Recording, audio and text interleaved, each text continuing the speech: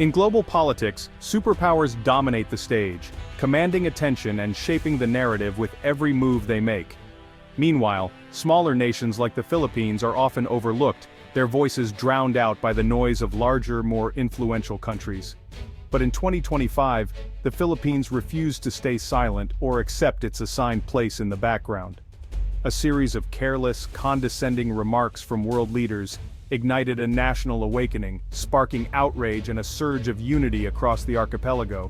The world was supposed to be uniting, striving for equality and mutual respect, but old prejudices lingered, seeing the Philippines as a nation to be managed, not respected, a relic of colonial thinking.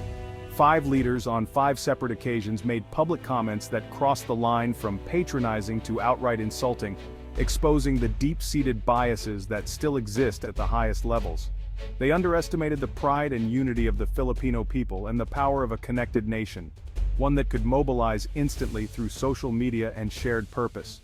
What followed was a real-time reckoning, on screens, in streets, and across continents, as the world watched the Philippines stand up for its dignity. Ordinary Filipinos from Manila to Mindanao and beyond responded not with rage but with dignity and resolve, showing the world the true strength of their character. They demanded not just apologies but genuine respect, and in doing so, changed how the world saw them and how they saw themselves, forging a new sense of national identity. This is the story of when 5 world leaders insulted the Philippines, and paid a price they never expected, as a nation once underestimated rose to claim its place on the world stage. The Philippines and Japan had built a strong partnership over decades, marked by mutual respect, economic cooperation, and cultural exchange. Their relationship was often cited as a model for regional diplomacy in Asia. That's why Prime Minister Kenji Tanaka's insult at a high-profile Tokyo Economic Forum was all the more shocking and unexpected, sending ripples through both nations' political and business communities. When asked about investing in emerging markets, Tanaka quipped, "We can't build the future on karaoke and fiestas. Discipline is still developing in places like the Philippines." The hall fell silent, the air thick with discomfort. The stereotype stung deeply, echoing old prejudices. Instantly, #Filipino discipline trended worldwide. Filipino professionals and achievers from all walks of life showcased their accomplishments, turning the insult into a global celebration of Filipino excellence, resilience, and hard work. The Philippine government responded swiftly, recalling its ambassador and issuing a stern diplomatic protest, making it clear that such disrespect would not be tolerated. Japanese corporations quickly distanced themselves from Tanaka's remarks, reaffirming their respect for Filipino workers and emphasizing the value of their ongoing partnerships with the Philippines.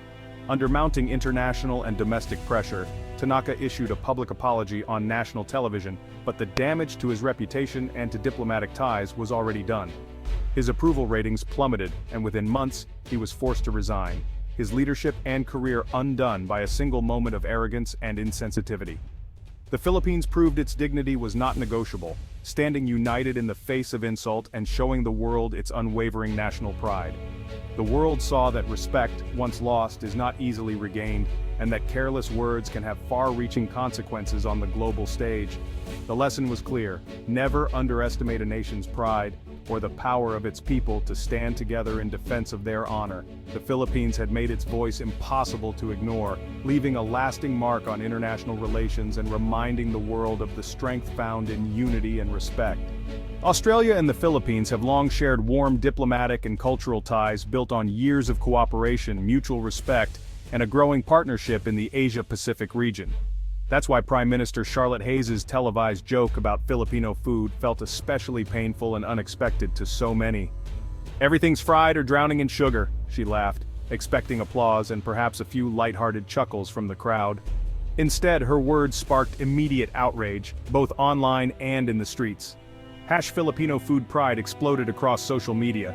Chefs, food bloggers, and home cooks posted vibrant dishes, celebrating the nation's rich and diverse culinary heritage with pride. The Department of Tourism quickly released a video, More Than a Meal, highlighting the depth, diversity, and unique flavors of Filipino cuisine to the world. Filipino-Australian leaders organized peaceful protests, uniting communities in both countries to demand respect and recognition. In the aftermath, Australian food exports to the Philippines took a significant hit, as consumers and businesses chose to boycott Australian products. Hayes, blindsided by the scale of the backlash, issued a public apology, expressing regret for her insensitive remarks. But her reputation never recovered, and the scandal dominated headlines for weeks.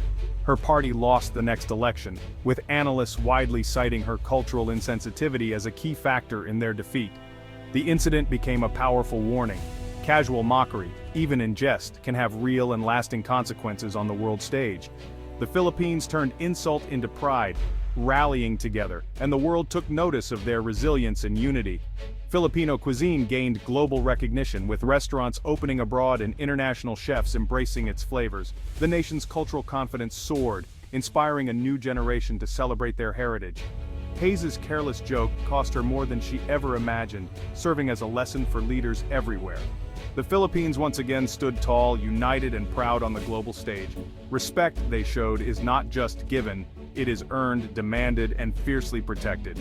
The UK relied on Filipino healthcare workers, making Prime Minister Lord Alistair Finch's comment in Parliament especially offensive. "We're fortunate to have eager hands from the Philippines for the less pleasant duties," he said, reducing skilled professionals to menial labor. Filipino nurses in the UK staged a silent protest, holding signs, "Proud Filipino nurse" and "Skill, not servitude." "I am a skilled professional" went viral, with Filipinos worldwide sharing their expertise and achievements. The Philippine government reminded the UK of its dependence on Filipino talent. Finch faced condemnation from all sides and was forced to apologize in Parliament, but the damage was done. His authority crumbled, and he was ousted in a vote of no confidence. Filipino professionals continued their vital work, their dignity intact. The world saw the truth. Respect is not optional. The Philippines' quiet strength changed perceptions and the balance of power. The era of colonial arrogance was over. France and the Philippines were negotiating a major security pact when President Jean-Luc Moreau dismissed it as "our little arrangement in the Pacific," a form of mentorship for our smaller friends. The condescension was unmistakable. The Philippines responded with icy precision, postponing talks and questioning whether France truly respected sovereign equality. "Our little arrangement" trended as Filipinos highlighted their achievements in diplomacy and security. Moreau's attempt to assert French power backfired. Other Indo-Pacific nations applauded the Philippines' stand. French defense contractors panicked as the deal stalled. Moreau issued a personal apology, but the relationship was changed. The Philippines had shown it would not be patronized. The world saw a nation demanding and commanding respect. Moreau's image as a statesman was tarnished. The Philippines' quiet defiance set a new standard for global partnerships. Tensions with China peaked when Chairman Wei Jiang, during a televised speech, called the Philippines "a noisy fly buzzing around a peaceful giant." The threat was clear. The Philippines was being belittled and warned. In response, Filipino fishermen launched the Flotilla of Courage, sailing to contested waters with Philippine flags, live streaming their peaceful defiance. "We're not flies" became a global rallying cry against bullying. Artists, musicians, and poets transformed the insult into a symbol of resistance. The government filed a protest at the UN, and international support for the Philippines surged. Chairman Wei's words backfired. His bullying was condemned worldwide. The Philippines' resolve inspired admiration and solidarity. China's diplomatic standing suffered, while the Philippines' moral authority grew. The world saw that courage, not size, defines a nation.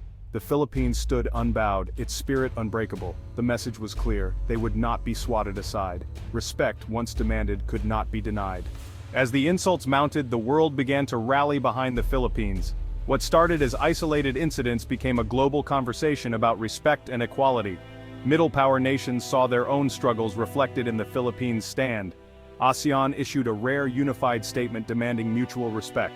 Hashtags like #Filipino discipline and #We're not flies spread worldwide, sparking cultural fairs, editorials, and viral campaigns. People everywhere sided with dignity over arrogance. The Filipino response became a masterclass in standing up to bullies without becoming one. The backlash isolated the offending leaders and validated the Philippines' stance. International support emboldened Filipinos, transforming their struggle into a global cause. The world was no longer just watching, it was participating. The message was unmistakable. The era of casual disrespect was over. A new standard of diplomacy based on equality was being written. When the dust settled, the consequences were undeniable. Each leader who insulted the Philippines paid a steep price, politically and personally. Tanaka resigned in disgrace. Hayes lost her election. Finch was ousted.